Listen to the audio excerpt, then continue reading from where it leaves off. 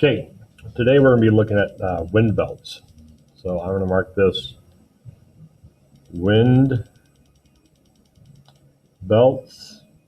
And what I have here is just a basic circle. It is our Earth, and I drew the equator on it. Okay, so I will label this equator.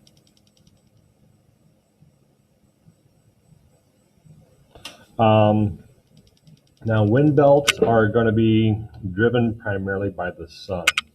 So I'll go directly above the equator. Okay, I'll draw a little sunshine out here. Okay, there's my sunshine.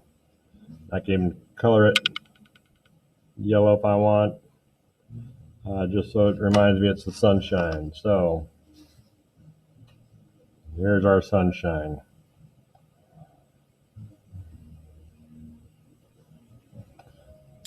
Now, what happens with the sun is it's going to cause air to rise.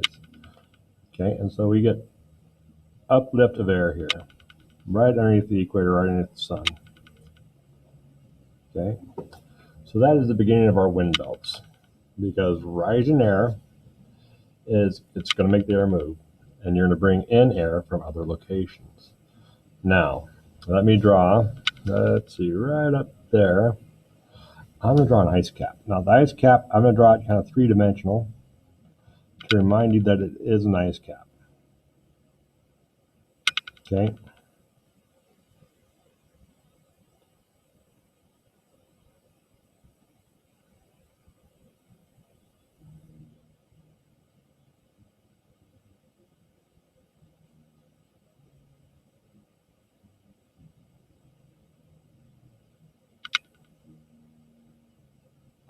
Okay.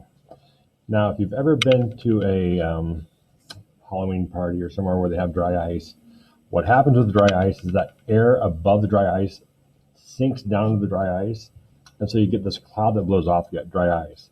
That's just like the North Pole. Okay, cold air is going to descend on it.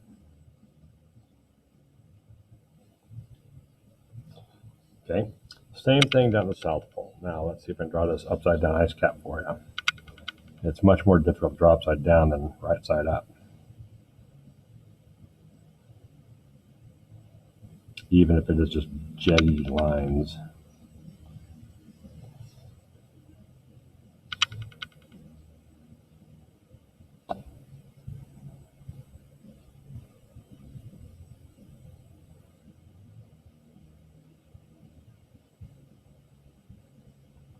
Now, same thing happens here. Okay, cold air is going to descend on that ice cap.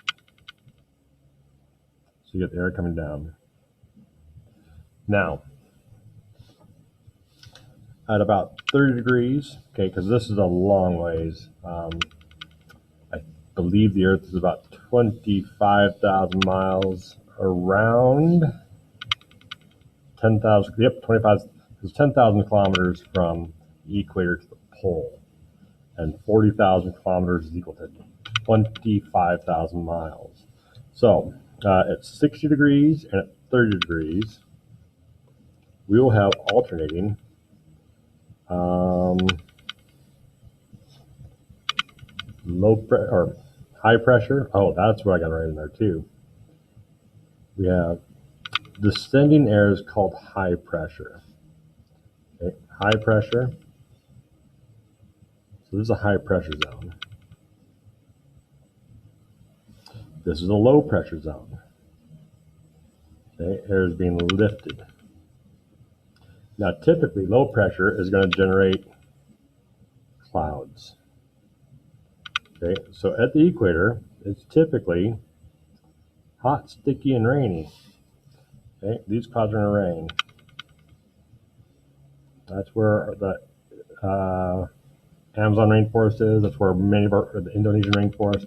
Our rainforests are located around the equator. Okay, now we have high pressure zones at 30 degrees.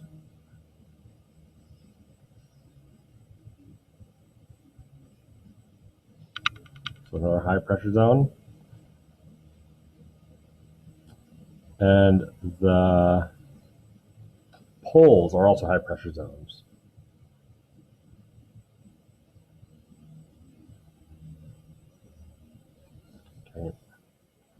Now we have another low pressure zone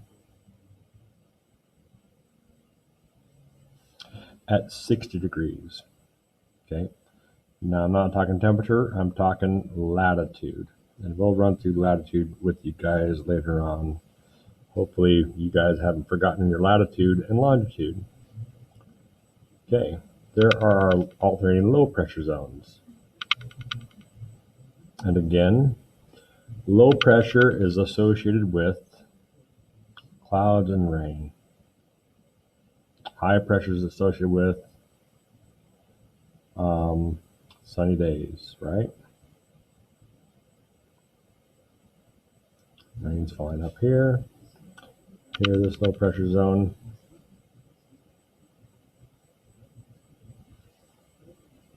Okay. Now, so there we have our low pressure and high pressure zones. So now as this air will actually flow down and try to fill in the void that's being created by this air here. Okay. But the crazy thing is the earth is spinning. And so it won't just flow straight. This air will actually come down across the globe like this. Okay. So as it comes across, those are known as your trade winds. Okay.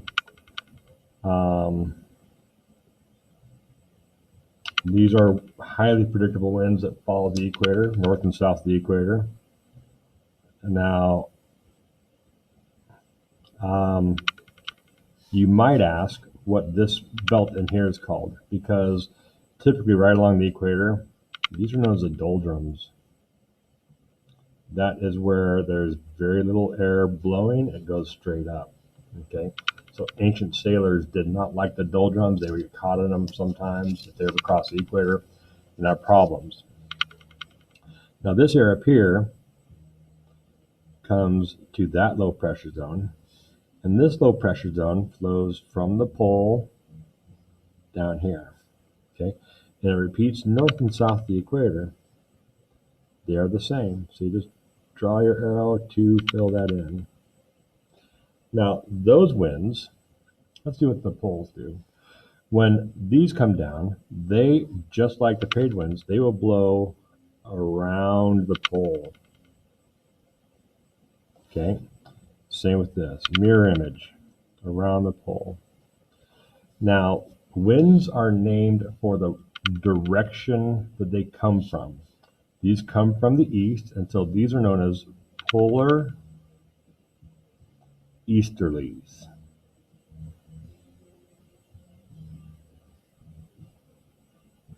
Okay, polar easterlies.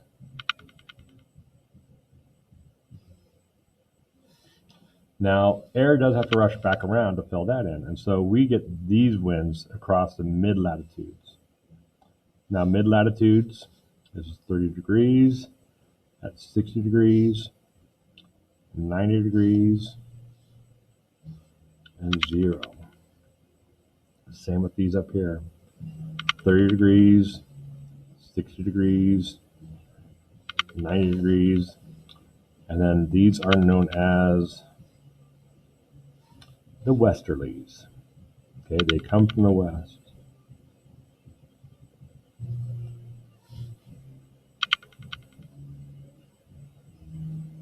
Now, can anyone tell me what date this is going to be on? Okay, because the Earth is constant, it's on a slight tilt.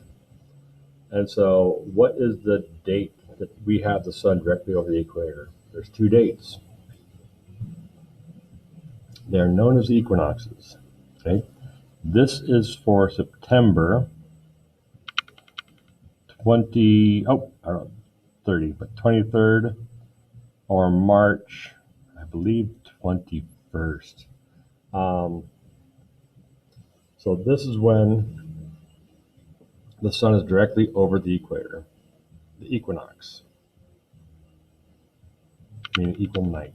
Okay, so There is your basic wind pattern, your wind belts. Next one I'm going to show you is going to be based on one of the seasons, one of the solstices.